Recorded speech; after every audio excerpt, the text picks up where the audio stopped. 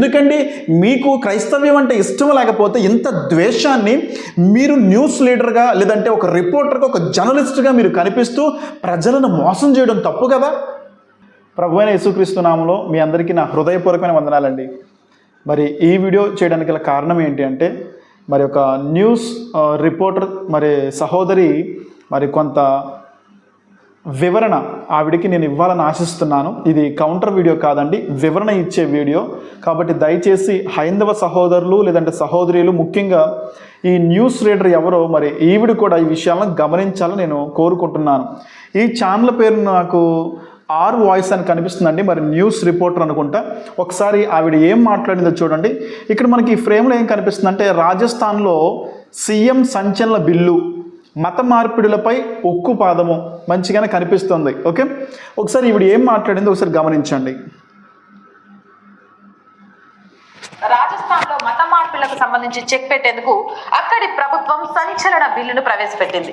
ఇక రాజస్థాన్ ప్రభుత్వం అసెంబ్లీలో ఈ బిల్లు ప్రవేశపెట్టింది. ఆ బిల్లు ప్రకారం మత మార్పిడి ఎవరైనా చేసుకోవాలని నిర్ణయిస్తే 2 నెలల ముందే కలెక్టర్కి ఒక అప్లికేషన్ పెట్టుకోవాలి.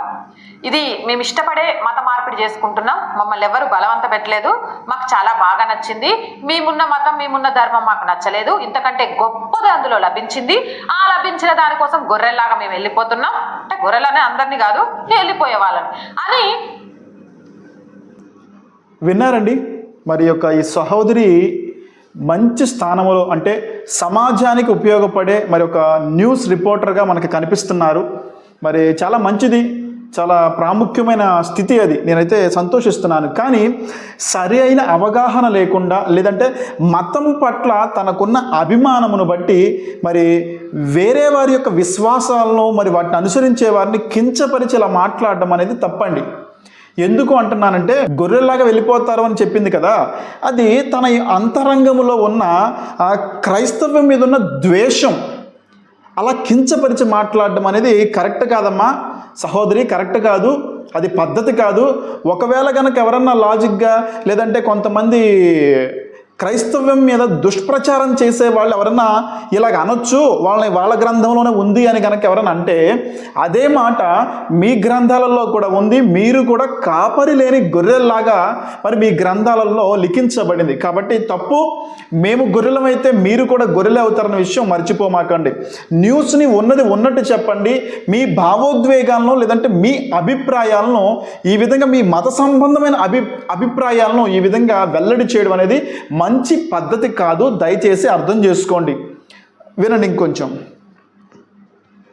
చాలా క్లియర్గా ఎందుకు వెళ్తున్నాం, ఎందుకు మతం మారుతున్నాం అనేది ఒక అప్లికేషన్. బలవంతపు మత మార్పిడి గురించి మాట్లాడుతూ ఈ బిల్లు ప్రవేశపెట్టారు రాజస్థాన్లో అంటే మంచిదే. బలవంతంగా మత మార్పిడి అనేది చాలా తప్పు. ఎందుకంటే కొన్ని విషయాల్లో మనం చూసాం, అంటే వేరే మతస్థులు ప్రేమించి పెళ్లి చేసుకున్నట్టు చేసుకొని వాళ్ళని చంపడాలు కూడా మనం చూసాం. కాబట్టి ఇలాగా ప్రలోభ పెట్టి మతం మార్చడం అనేది తప్పు, బలవంతంగా మతం మార్చడం అనేది తప్పు. అసలు క్రిస్టియానిటీకి బలవంతంగా మతం మార్చడం అనే కాన్సెప్టే లేదు. ఎందుకంటే భారత రాజ్యాంగంలో మనకు ఒక స్వేచ్ఛ ఉంది, మత స్వాతంత్రపు హక్కు ఉంది. ఆ విషయాన్ని దృష్టిలో పెట్టుకోండి. ఇక్కడ ఈ యొక్క బలవంతపు మత మార్పిడి కనుక చేసే ఆ ప్రక్రియలో కనుక ఎవరైనా ఉంటే మాట్లాడండి, తప్పు లేదు. ఇప్పుడు దాని రూల్స్ చెప్తుంది, ఒకసారి వినండి. అవి కూడా 2 months before కలెక్టర్ ఆఫీస్లో సబ్మిట్ 2 నెలల ముందే మతం మారాలనుకుంటే కలెక్టర్ ఆఫీస్లో ఇవ్వాలి లెటర్ చేస్తారు. ఎవరైనా బలవంతంగా మతం మారుస్తున్నారా, లేకపోతే ఇంట్లో ఆర్థిక స్థితిగతులను అడ్డం పెట్టుకొని మతం మారుస్తున్నారా, ఆరోగ్య సమస్యలను అడ్డం పెట్టుకొని మతం మారుస్తున్నారా, ఏదైనా ఆశ చూపి మతం మారుస్తున్నారా, లేకపోతే ప్రేమించడం వల్ల లేకపోతే పెళ్లి చేసుకోవాలనే కారణాలతో బలవంతంగా మతం మార్పిడి చేస్తున్నారా అనేది వెరిఫై చేస్తారు. అలాంటిది ఏమీ లేదు. ఆ 2 months టైంలో ఏం జరగలేదు, వాళ్ళు ఇష్టపూర్వకంగానే మతం మారాలి అనుకున్నారు అంటే 2 నెలల తర్వాత ఒకసారి వాళ్ళని అడిగి మీరు మతం మారడానికి ఓకేనా అంటే అవునండి ఇప్పటికీ మేము ఓకే ఉన్నామంటే ఈ వెరిఫికేషన్ అంత తర్వాత వాళ్ళని మతం మారుస్తారు. విన్నారు కదండి. 2 నెలలకు ముందుగా వారు లెటర్ సబ్మిట్ చేసిన తర్వాత ఆ 2 నెలల్లో బాగా పరిశీలన చేసి ఎటువంటి ప్రలోభాలు లేవు, ఎటువంటి ఇబ్బందులు లేవు అనుకున్నప్పుడు ఖచ్చితంగా వారికి ఆమోదం వస్తుంది, వారు మతం మారచ్చు. అంటే వారికి మతం మారడానికి హక్కు ఉంది.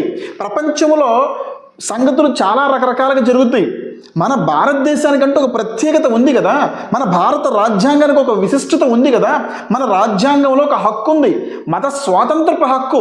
అలాగే ఎవరైతే ఇష్టపూర్వకంగా ఒక మతంలోంచి ఇంకొక మతంలోకి వెళుతున్నారో వారి విషయంలో వారిని కించపరిచి లేదంటే వారి మీద నిందలు మోపడం అనేది ఒక జర్నలిస్టుగా అది పద్ధతి కాదు, అది నీతి కాదు. కాబట్టి సహోదరి, ఉన్నది ఉన్నట్టు మాట్లాడండి, లేనిది క్రియేట్ చేసి మీ అభిప్రాయాలు చెప్పమాకండి. మరొక విషయాన్ని చూడండి. గుంటూరు జిల్లా పెదకాకాని మండలంలోని నంబూరులో ఉన్న కల్వారి టెంపుల్ ని కూల్చివేయాలని ఏపీ ప్రభుత్వం సంచలన ఆదేశాలు జారీ చేసింది. దేవుడి పేరుతో అక్కడ చట్టవిరుద్ధమైన కార్యకలాపాలు జరుగుతున్నాయన్న కారణంగా ఈ కట్టడాన్ని కూల్చివేయాలని ఏపీ మైనారిటీ సంక్షేమ శాఖ ఉత్తర్వులు జారీ చేసింది. దీంతో క్రైస్తవ మిషనరీలకు పెద్ద షాక్ తగిలినట్లయింది. విన్నారు కదండి, ఈ యొక్క నంబూరులో ఒక చర్చిని కూల్చివేయమని చెప్పేసి ఏపీ ప్రభుత్వం జారీ చేసిందంట. ఈ విషయంతో మిషనరీలు షాక్కు గురయ్యారంట. అసలు మిషనరీలకు ఈ చర్చి కూల్చివేతకు సంబంధం అసలు ఏమన్నా ఉందా? అమ్మా జర్నలిస్ట్ గారు, ఒక విషయం గురించి మీరు మాట్లాడేటప్పుడు పూర్తి అవగాహన కలిగి ఉండాలి. దాని గురించి పూర్తి అవగాహన కలిగి ఉన్నప్పుడు మీరు మాట్లాడడమే ఒక నిజమైన జర్నలిస్ట్ యొక్క లక్షణం. మత ఛాందస్తవాదంతో మీరు దయచేసి దీన్ని చూడమాకండి, అర్థం చేసుకోండి మేము చెప్పేది. ఇక్కడ మిషనరీలకు ఈ చర్చికు ఎటువంటి సంబంధము లేదు. ఈ చర్చి ఎవరిది, ఈ చర్చిని ఎవరు నడిపిస్తున్నారు, వారి గురించి మీరు మాట్లాడాలి. అంతేకాని అసలు మిషనరీలకు దీనికి సంబంధం లేని దాని గురించి మీరు మిషనరీలు పెద్ద షాక్కు గురయ్యారని చెప్పి మీరు ఎలా అంటున్నారు? అసలు మిషనరీల గురించి మీకు కనీస అవగాహన లేదన్న సంగతి నాకు అర్థమవుతుంది. మీరు ఒక్క విషయం ఆలోచన చేయండి, మతాన్ని పక్కన పెట్టి ఆలోచన చేయండి. ఈ దేశానికి గనక క్రైస్తవ మిషనరీలు రాకపోతే మన దేశం యొక్క స్థితిగతులు, భవిష్యత్తు అసలు ఎలాగుండేది? మీరు మనస్సు పెట్టి ఒకసారి ఆలోచన చేయండి.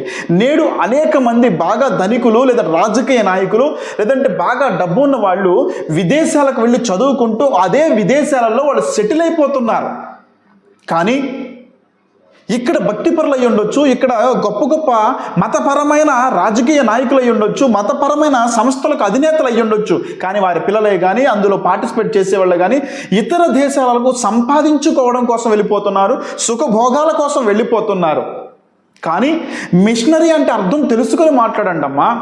తాను పుట్టిన స్థలమును విడిచిపెట్టి దేవుని యొక్క పిల్లలు వీరందరూ కూడా దేవుడు ఎవరో తెలియని వారికి స్వార్థ ప్రకటించడం కోసము వారి యొక్క సుఖభోగములు వదిలివేసి ఈ భారతదేశానికి వచ్చి ప్రాణాలు సైతము కోల్పోయారు.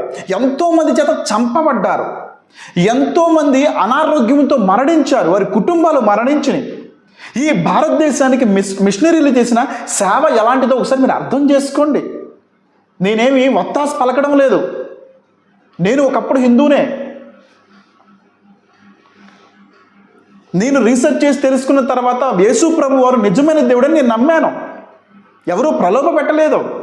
మిషనరీల యొక్క గొప్పతనం తెలుసుకొని మాట్లాడండి. ఈరోజు భారతదేశంలో ఉన్న విద్యా వ్యవస్థే కానీ ఆరోగ్య స్థితిగతుల విషయం, ఈ యొక్క హాస్పిటల్స్ అన్ని ఇవన్నీ ఎక్కడి నుంచి వచ్చినాయి అనుకున్నారు? ఒకసారి ఆలోచన చేయండి. భారతదేశంలో మహా గొప్ప వాళ్ళు ఉన్నారు, లేరని నా ఉద్దేశం కాదు. కానీ ఒక దేశము అభివృద్ధి చెందడానికి మిషనరీలు ఏ విధంగా ఉపయోగపడ్డారు అనే విషయం తెలుసుకోండి. దయచేసి అక్కడ నంబూరులో చర్చి కూల్చివేయడానికి ఇక్కడ మిషనరీలకు సంబంధం ఏమీ లేదు. ఇప్పుడు నేటి పరిస్థితి ఎలాగుందంటే విదేశాలకు భారతదేశంలో పుట్టి పెరిగిన వాళ్ళు సువార్థికులుగా మిషనరీలుగా వెళ్ళవలసిన పరిస్థితి, ఇతర దేశాలకు భారతీయులే మిషనరీలుగా వెళ్ళవలసిన పరిస్థితి ఇప్పుడు వచ్చింది. దయచేసి అర్థం చేసుకోండి. మీరు ప్రజలను మిస్లీడ్ చేయొద్దు దయచేసి. మిషనరీలకు ఇక్కడ చర్చికి సంబంధం లేదు. ఈ చర్చిని ఎందుకు కూల్చేయమన్నారు? పైన మీరు పెట్టిన ఆ యొక్క హెడ్లైన్ చూడండి. అసలుకి సగటున రోజుకు 100 మత మార్పిడులు, మిరాకిల్ పేరుతో మోసాలు. అసలు ఇవేండి ఆ చర్చి కూల్చివేయడానికి కారణాలు? ఒకవేళ అదే మిరాకిల్ పేరుతో కనుక కూల్చివేయాలంటే కొన్ని వందల స్వామీజీల ఆశ్రమాలు కూల్చివేయాలి. మరి అది కాదు కదా ఇక్కడ టాపిక్. అక్కడ పర్మిషన్కి సంబంధించిన ఆ యొక్క వివరాల ప్రకారము పర్మిషన్స్ కొన్ని లేకపోయినప్పటికీ చర్చి కట్టారని తెలుస్తుంది. ఇది చూడండి, ఆవిడే చెప్తుంది ఆ విషయం. మరలా చర్చిని కూర్చడానికి దీనికి ఎటువంటి అనుమతులు లేకపోవడమే ప్రధాన కారణంగా తెలుస్తోంది. పంచాయతీరాజ్, రెవెన్యూ, పోలీసులు, కాలుష్య నియంత్రణ మండలి నుంచి ఈ చర్చ్ నిర్మాణానికి ఎటువంటి అనుమతులు తీసుకోలేదని ఓ వ్యక్తి ప్రధానమంత్రి కార్యాలయానికి ఫిర్యాదు చేశారు. దీనిపై ప్రధానమంత్రి కార్యాలయం ఏపీ ప్రభుత్వాన్ని వివరణ కోరింది. మొత్తం పరిశీలించిన తర్వాత ఈ చర్చ్ నిర్మాణానికి ఎటువంటి అనుమతులు లేవని నిర్ధారించింది. దీంతో ఈ చర్చిని కూల్చివేయాలంటూ ఆదేశాలు జారీ చేసింది. చూసారండి, చర్చికి కొన్ని పర్మిషన్స్ తీసుకోలేదు, అందువల్ల దాన్ని కూల్చేస్తున్నారు అని చెప్తే రోజుకు ఒక 100 మత మార్పిళ్ళంట, మిరాకిల్స్ పేరుతో మోసాలంట. ఎందుకండి మీకు క్రైస్తవ్యం అంటే ఇష్టం లేకపోతే ఇంత ద్వేషాన్ని మీరు న్యూస్ లీడర్గా లేదంటే ఒక రిపోర్టర్గా ఒక జర్నలిస్ట్గా మీరు కనిపిస్తూ ప్రజలను మోసం చేయడం తప్పు కదా. మీ విశ్వాసం మీది, ఎవరి విశ్వాసం వారిది. చట్ట ప్రకారంగా అందరికీ స్వేచ్ఛ ఉంది. కొన్ని వందల వేల కుటుంబాలు భారతదేశంలో బాగా ధనవంతులైన వారు సైతము, కోటేశ్వరులైన వారు సైతము, గొప్ప కులాలలో పుట్టిన వారిని సైతము ఈరోజు క్రైస్తవ్యంలో ఉన్నారు. ఏ ప్రలోభాలకు వాళ్ళు గురయ్యారనుకుంటున్నారు? మరి ఒకసారి ఆలోచన చేయండి. డబ్బుకి కొదువు లేని వాళ్ళు బోల్డ్ మంది ఉన్నారు, వాళ్ళందరూ నేడు క్రైస్తవులు. మీకు ఇష్టమైతే సత్యాన్ని పరిశీలన చేయండి, పరిశోధించండి. లేదు అంటే వదిలేసేయండి. మీకు నోటుకొచ్చినట్టు మాత్రం దయచేసి చెప్పమాకండి.